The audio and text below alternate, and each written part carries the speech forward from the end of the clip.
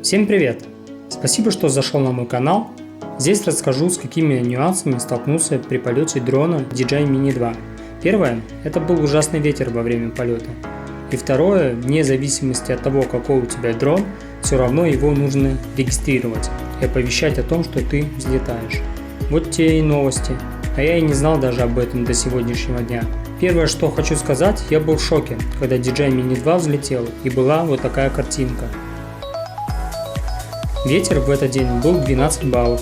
Мои мысли серьезно, и это твоя стабилизация. Полетав 10-15 минут и поняв, что с камерой похоже что-то не то, приземлил дрон. И обнаружил, что я, оказывается, и не снял защиту. И такое бывает. А дальше начал снимать вот такую красоту.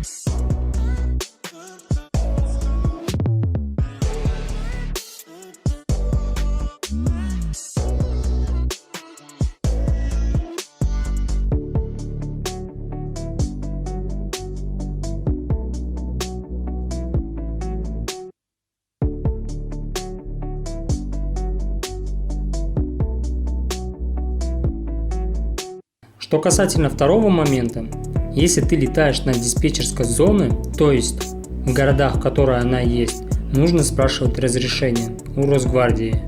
Нет, у РВД. Не знаю. Ответа я не нашел. Каждый пытался направить в другую инстанцию.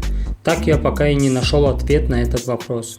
Поэтому я обязательно запишу все эти разговоры и попытаюсь понять, как летать легально. Но это в другом видео. А дальше наслаждайтесь пейзажем и удивительной красотой.